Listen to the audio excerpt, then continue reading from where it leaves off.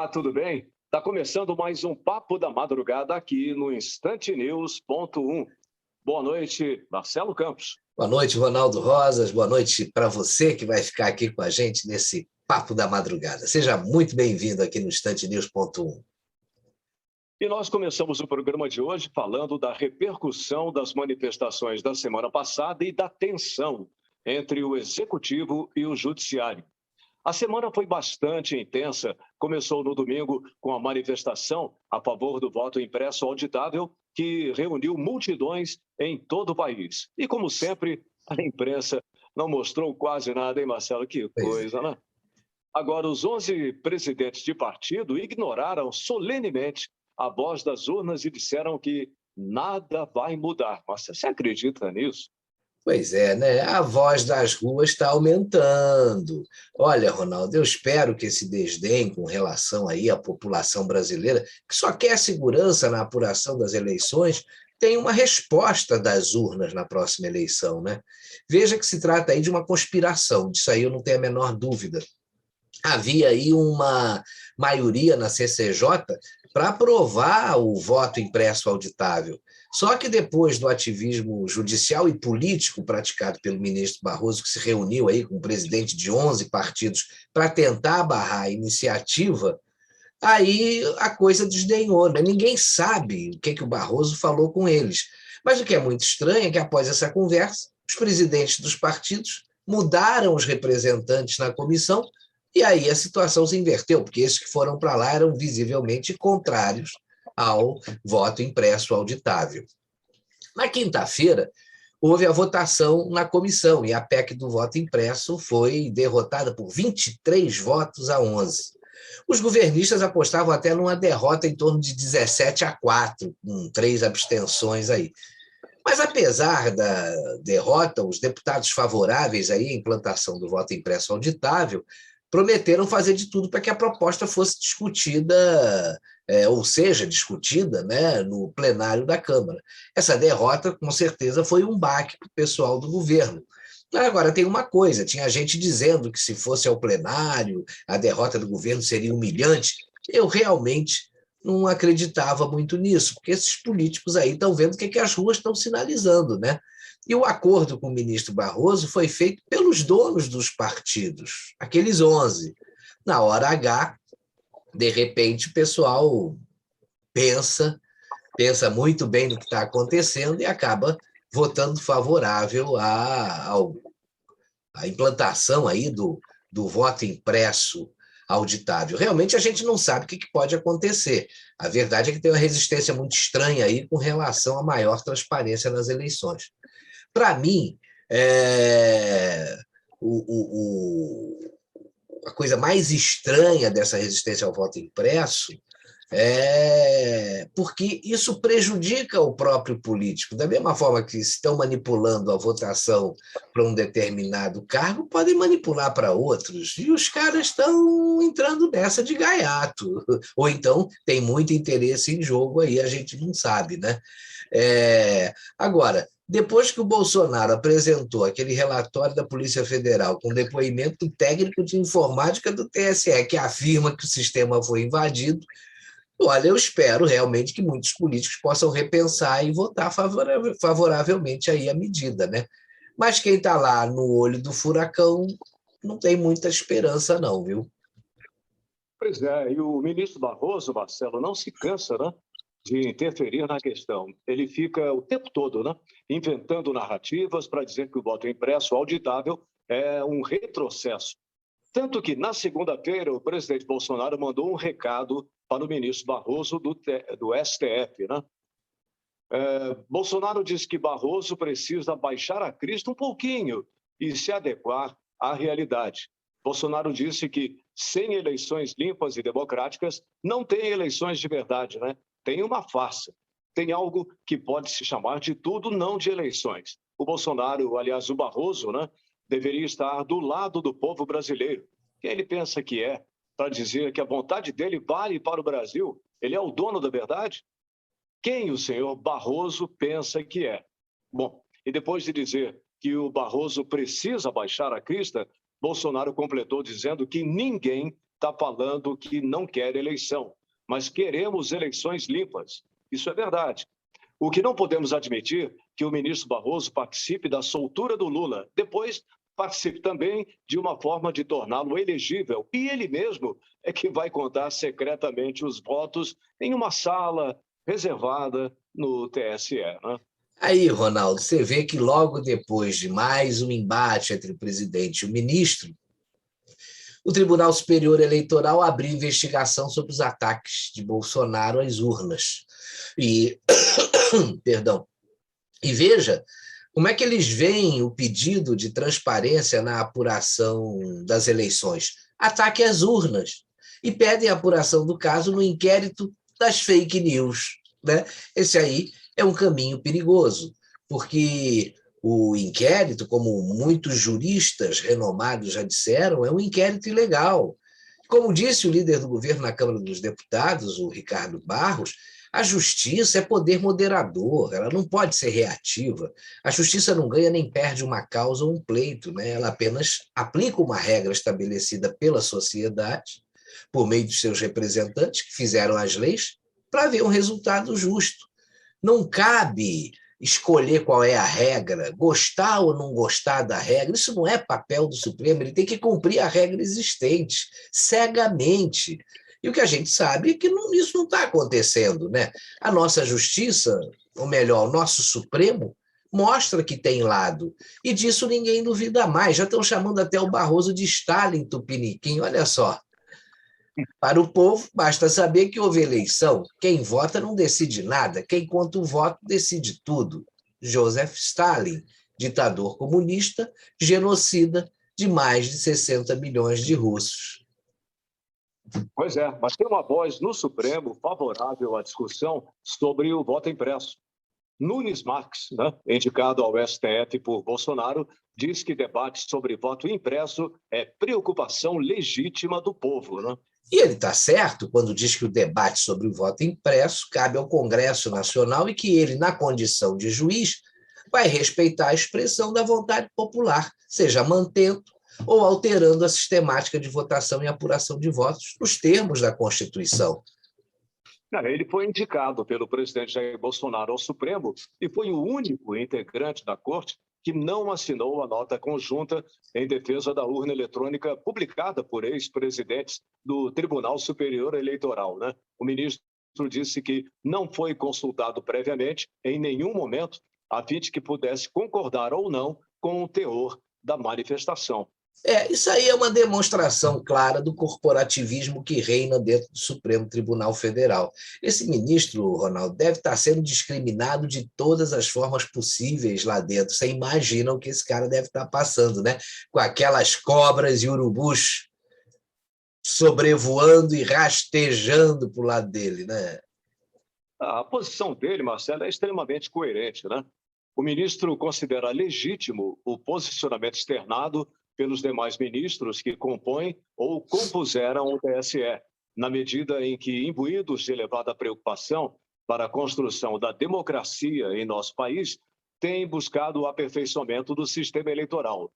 Nunes Marques afirmou ainda que o debate acerca do voto impresso auditável se insere no contexto nacional como uma preocupação legítima do povo brasileiro e que Sua Excelência, na condição de juiz, respeitará a expressão da vontade popular a ser externada pelo Congresso Nacional, que é o foro adequado para tais debates, seja mantendo ou alternando a sistemática de votação e apuração de votos nos termos da Constituição. Ronaldo, se todos os ministros pensassem assim, né, nosso Supremo seria outro. Veja bem o que a gente está falando, né? Apenas das decisões tomadas nos termos da nossa Constituição. A Constituição é cheia de imperfeições, mas ela tem que ser respeitada porque ela está vigindo. E é o que não está acontecendo nas decisões da maioria dos ministros da Corte. Só que na quinta-feira, a comissão especial rejeitou a PEC do voto impresso auditável.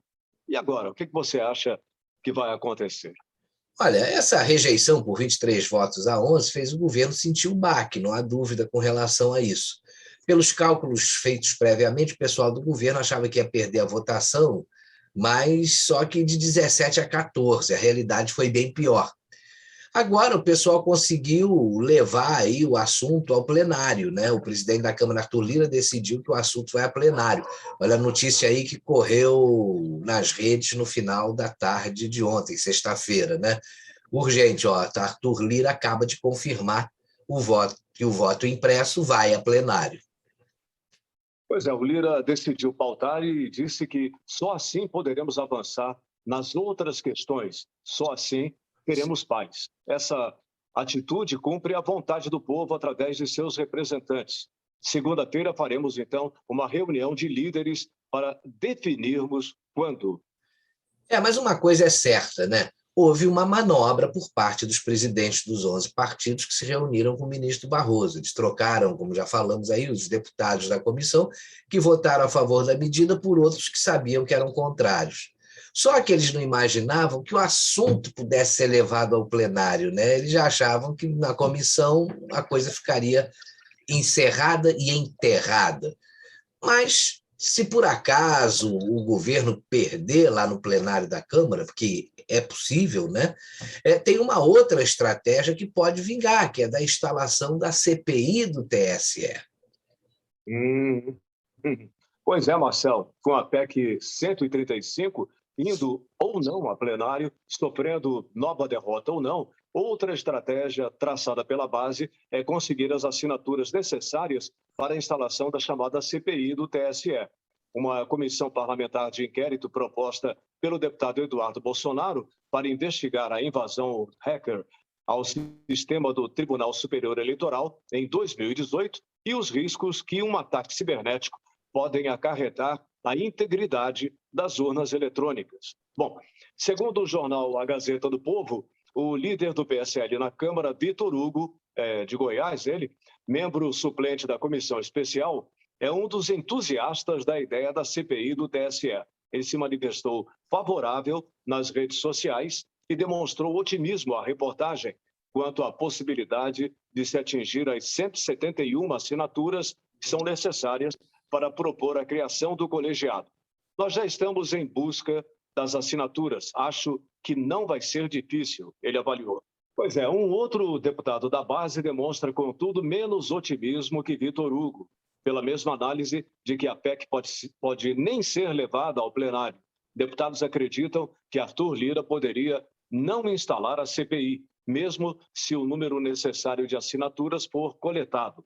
Tem outros pedidos de comissões parlamentares de inquérito com requerimentos aptos e que não foram nunca avaliados, nem pelo Rodrigo Maia, né? Nem por ele, alerta. Bom, aliados da base advertem ainda para o risco do presidente Jair Bolsonaro manter tensionada a relação com ministros do TSE com medidas fora da Constituição, como ele tem dito. O Luiz Roberto Barroso, presidente do TSE, de fato, pressionou os partidos a votarem contra o voto impresso. Mas o presidente também esticou demais a corda, né? Isso não traz votos, comenta um governista. Para Bolsonaro, Barroso feriu a harmonia entre os poderes ao pressionar a Câmara a votar contra o voto impresso. E está na cara que feriu mesmo, né, Ronaldo? O STF aí todo, tirando o Cássio Nunes Marques, é um clubinho fechado tramando contra o Brasil. E você vê o seguinte, né? O pessoal pega o que o Bolsonaro diz, reinterpreta e solta na mídia, para dar a impressão de que o Bolsonaro está dizendo que vai agir fora das 4 linhas da Constituição. O que o Bolsonaro disse? Eu estou agindo e sempre agi dentro das 4 linhas da Constituição. E tem gente que não está fazendo isso. Se ficarem assim, eu também vou começar a agir fora das 4 linhas. Eu também vou ter que tomar uma providência, vou ter que agir.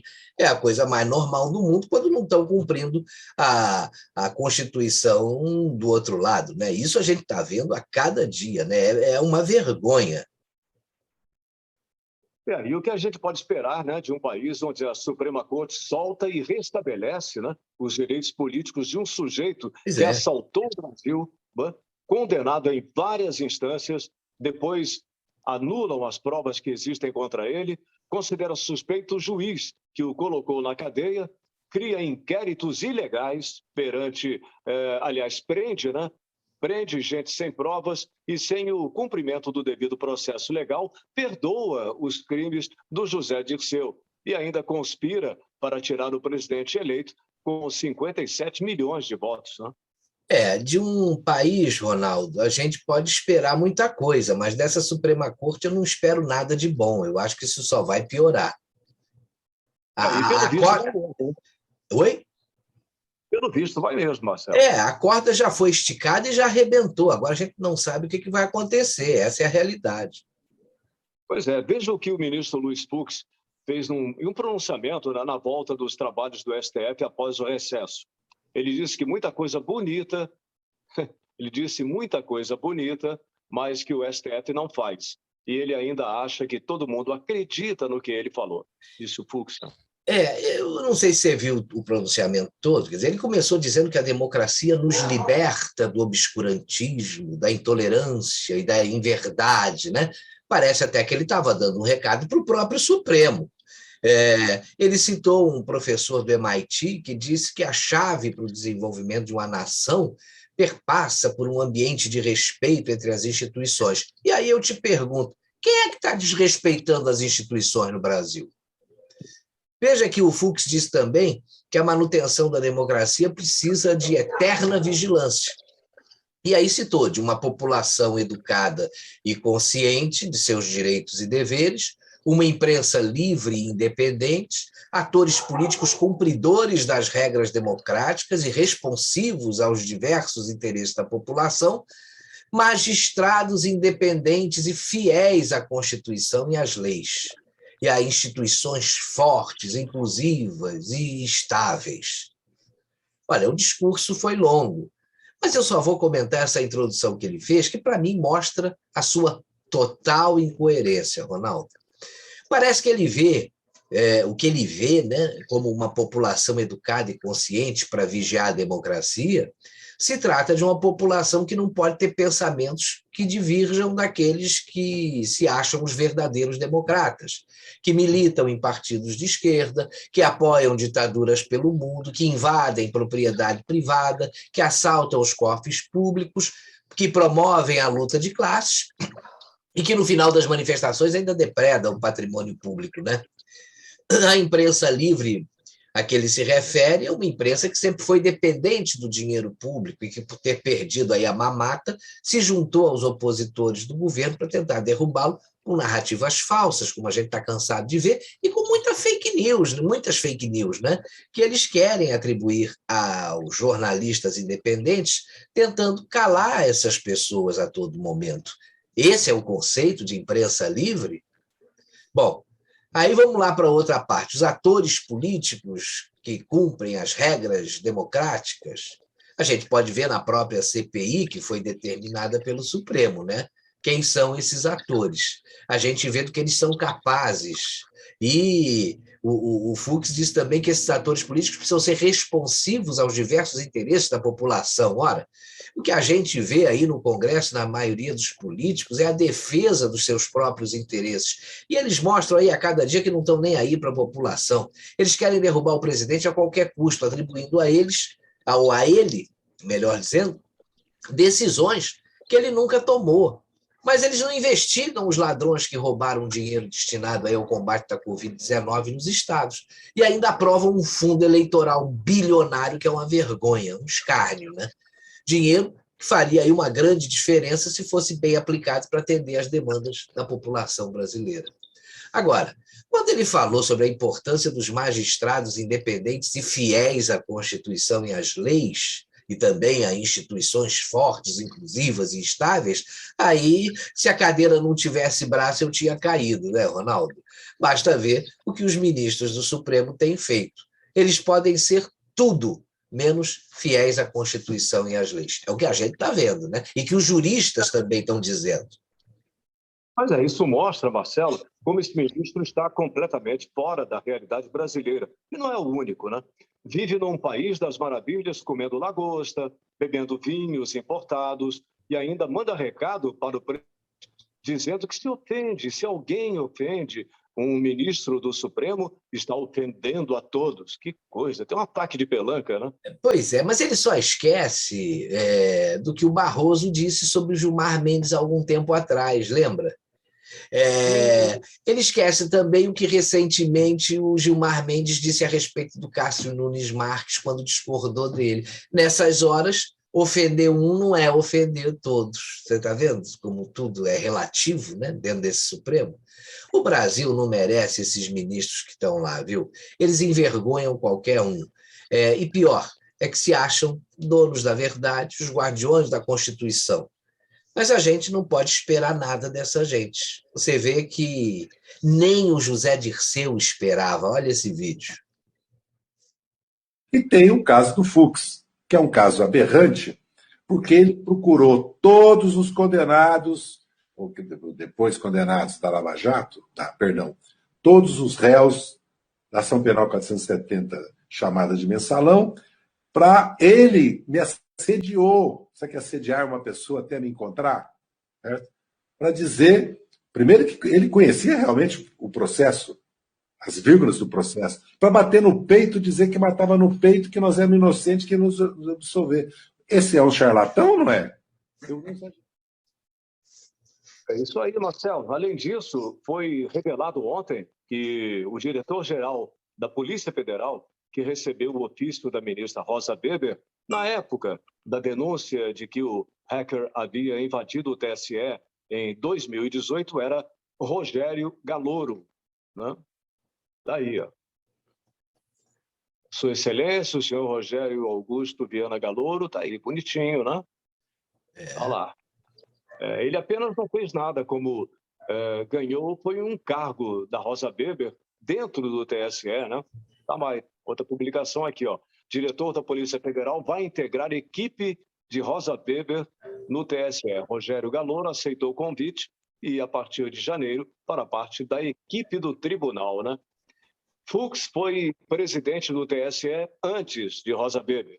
E o mesmo Rogério Galouro, que soube da invasão do TSE em ofício da Rosa Weber e que não fez nada, virou assessor de Fux na presidência do STF. Eles sabiam de tudo, né? Um ex-diretor-geral da Polícia Federal no gabinete de Fux. Tá aí, né? Rogério Galouro. Ele aceitou o convite, tá tudo aí, bonitinho e publicado, né, Marcelo? E para completar, Ronaldo, ele é o mesmo delegado responsável pela investigação do Adélio. Olha aí, ó. Chefe da Polícia Federal diz que a investigação sobre facada de Bolsonaro está avançada e tal. Delegado Rogério Galouro, diretor-geral da Polícia Federal. Diligência cumprida nessa sexta-feira no escritório do advogado agressor. É mais uma ação necessária para esclarecer o caso e parará pireré. Veja que coisa, né? Não pode ser só coincidência, né? Deve ter sido por isso que o Fux agora resolveu dar ataque, né? E, além de tudo isso, como o Senado, com o Senado que a gente tem, uma coisa é certa, não vai acontecer nada com esse pessoal do Supremo, né? A não ser que exista algum milagre, né? Agora, nós precisamos acreditar neles, Marcelo, porque senão o Brasil estará perdido, né? No caminho da venezualização, né? Venezualização, né? Você viu o que a esquerda anda falando, né? Se voltarem ao poder, já cogitam mudar a Constituição. Imagine o que dirá, né? O brasileiro precisa reagir ao que está acontecendo, hein? Agora, quando você diz acreditar neles, não é no ministro, não, é nos milagres, né? Nos ministros, não, é nos milagres. Né? Não, sim, milagre. O negócio é tão louco que a gente se perde aqui. Pois é. E nessa semana, o Ronaldo, a CPI mostrou que veio, né? Ela quis quebrar o sigilo bancário da Rádio Jovem Pan e de diversos canais de direita, né? Até com relação ao Jovem Pan, Marcelo, eles voltaram atrás depois da péssima repercussão que o fato teve, né? Mas com relação ao Jornal da Cidade Online, Terça Livre, Brasil Paralelo e outros, eles vão avançar, hein? Pois é, um absurdo que comprova o que eu falei com relação ao discurso do ministro Fux. Lembra que ele falou em imprensa livre para vigiar a democracia? O que a gente precisa entender é qual é o conceito dele, desses políticos, sobre liberdade, o que é imprensa livre, né? nós estamos vivendo aí uma ditadura, e daqui a pouco, se a coisa continuar desse jeito, vai chegar a nossa vez. E quem pensa diferente desse estabelecimento maldito aí vai ser massacrado. Por isso é preciso que aconteça alguma coisa, senão só vai nos restar aí obedecer e abaixar a cabeça se a gente quiser continuar livre. Veja o que aconteceu aí em Cuba e na Venezuela. Mas teve reação, né? Jovem Pan rebate pedido da CPI de quebra de sigilo bancário. Sites de direita reagem à decisão da CPI da Covid de quebra do sigilo bancário. Segundo o jornal Gazeta do Povo, Marcelo, os responsáveis por empresas de comunicação que tiveram a quebra de sigilo bancário aprovada pela CPI da Covid na terça-feira, dia 3, eles reagiram, né, com críticas ao caráter genérico das acusações apresentadas, à falta de fundamentação dos requerimentos aprovados e aos vícios formais dos pedidos. Foram determinados como alvos de quebra de sigilo a produtora Brasil Paralelo e os sites Crítica Nacional, Conexão Política, Senso em Comum, Renova Mídia e Terça Livre. A comissão retirou de pauta pedido contra a emissora de rádio Jovem Pan.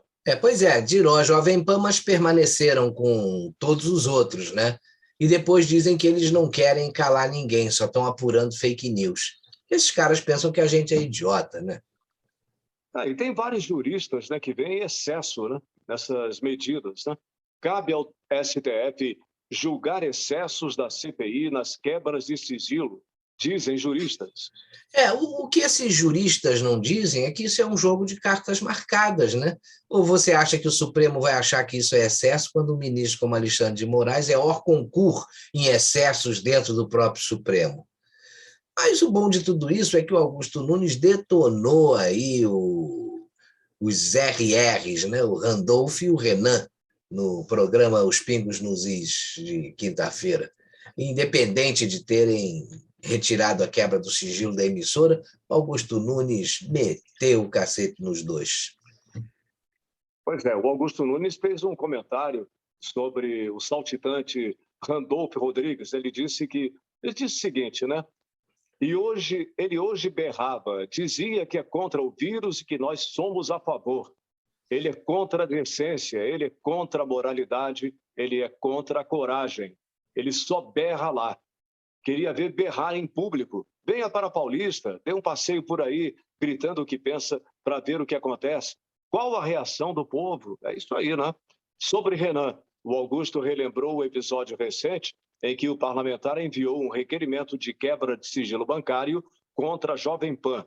Quem escreve páginas e páginas num português indigente, mencionando várias vezes a Jovem Pan e a razão social pan-americana, sabe muito bem o que está fazendo, né?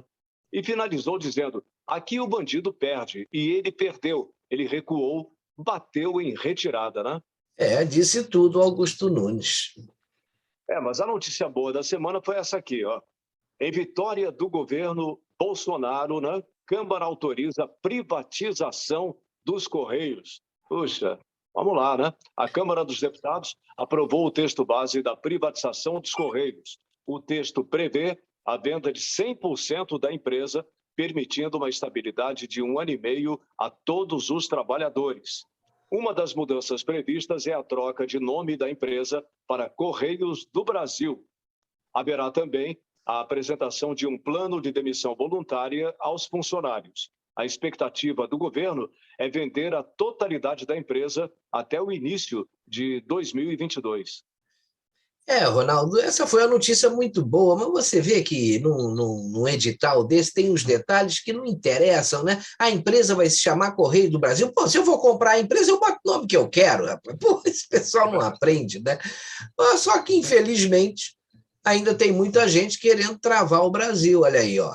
Oposição vai à justiça contra a privatização dos Correios.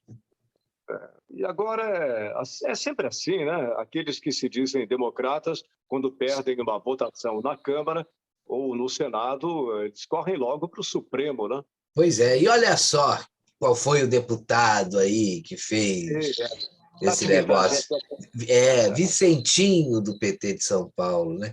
Afirmou que a oposição está disposta a ir à justiça contra a venda da estatal, diz que eles são contra e tal. Essa proposta do Executivo ainda vai seguir para análise do Senado, ela passou na Câmara, né? Só que o negócio é que esse pessoal do PT tem esperança de voltar ao poder um dia e assaltar tudo novamente. Por isso que eles são contrários à privatização de uma galinha dos ovos de ouro para eles e não para a população. Ele diz que essa luta segue para o Supremo Tribunal Federal pela sua inconstitucionalidade. Tudo que eles não concordam é inconstitucional, né? Perdem na Casa Legislativa, mas tem que judicializar, não tem jeito. E diz que ninguém tem que desanimar, porque eles ainda vão conseguir. E com esse Supremo que está aí, é bem provável que consigam atrapalhar um bocado aí a privatização.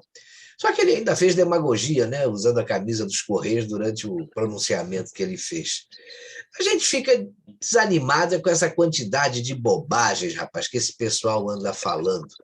O Estado brasileiro precisa tirar um peso das costas. Por mim, privatiza tudo, rapaz. O Estado enxuto e bem administrado é Estado competente e que tem recursos para ajudar a resolver os problemas da população. Isso é que interessa. Pois é, parece que aqui no Brasil você só vai conseguir resolver as coisas na base da mágica, né? E é por isso que nós já temos o nosso mágico de plantão aqui no Papo da Madrugada, que hoje traz mais um truque inédito. Com vocês, o mágico Hamad.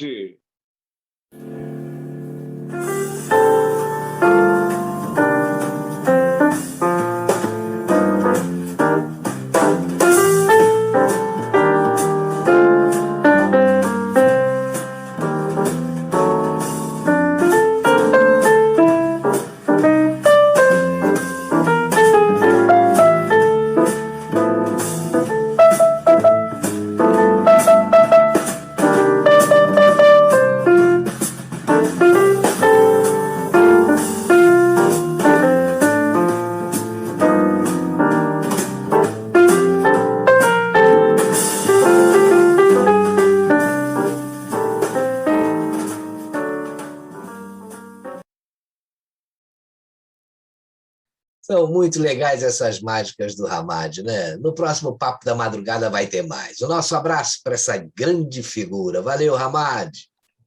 Agora, Marcelo, mágica mexe com a nossa imaginação. Eu vou pedir agora para você imaginar dois mineiros astronautas admirando a Terra do solo lunar. Só que uma tragédia acontece. Dá uma olhada. Que nada. O que foi, Rogério? O que tem a Terra? Nunca viu a Terra, não? Nossa! Arrebentou tudo. Nossa, que desgrama é essa, gente? Rogério, vamos lascar um pedaço de Betinho na sua cabeça. Nossa! Que isso? Você chega... Nossa, varrer de baixo. Muito boa, né? Mas aqui na Terra, Ronaldo, que explode mesmo é a deputada Joyce Hasselmann. Olha o que disse aí a Foice de São Paulo. Porteiro confirma a presença de Bolsonaro no condomínio da deputada Joyce Hasselmann. E por falar em Joyce, rapaz, quem fala o que quer, ouve o que não quer, né? Olha só, Joyce Hasselmann. Não vi as manifestações hoje. Algum bolsonarista pediu por reformas ou privatizações? Aí a Rosane Garcia respondeu: querida, você não viu nem quem te enfiou a porrada dentro de casa. Não me surpreende que não tenha visto as manifestações. Pois é, o pessoal não perdoa não, viu? Olha aí. Nossa pepa, né? A turma, cara. As loiras, Marcelo, não estão em uma maré muito boa, não, hein?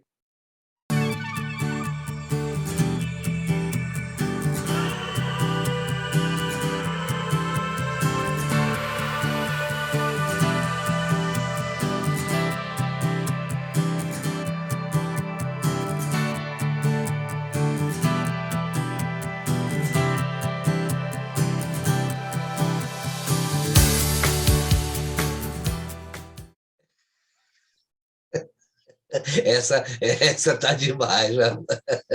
Mas o bom aqui no Brasil, Ronaldo, é que os designers já estão planejando novas placas de sinalização de rua. Olha essa aqui, rapaz. Entendeu? Aham. Não, Marcelo, placa de rua, rua ou ruma? Como assim? É rua. Rapaz, presta atenção. Olha só, você tem que saber interpretar agora essas novas placas. Ó, Marginal Pinheiros, sentido Cebolão. Genial, genial. Agora peguei.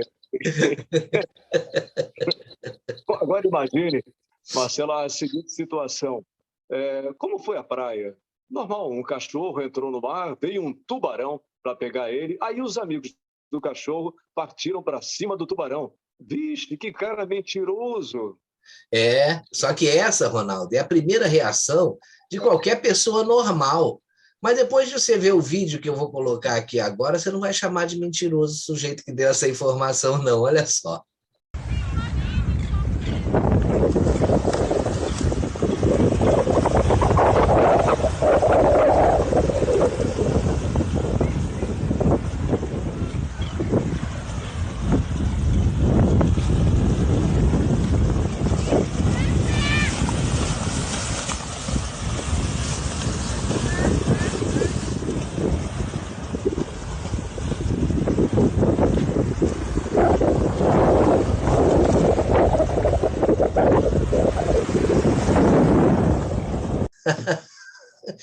Rapaz, inacreditável, né? Mas inacreditável mesmo é agora que eu estou percebendo, rapaz, por que que as pessoas não querem tomar mais vacina? Olha aí, castramento para vacinação, depois reclamam que o povo não quer tomar vacina. É um risco enorme, né? Agora, uma muito boa foi postada pelo grupo Hipócritas, né? Que já está na mira da CPI. Eles são muito bons e mandaram essa aqui que você vai colocar agora sobre Cuba, o paraíso da nossa esquerda. Então, meu amigo, conta pro pessoal ali da TV como é viver em Cuba. Não posso reclamar, né? Então quer dizer que é bom viver em Cuba, então? Não, é que eu realmente não posso reclamar. Eu não posso reclamar.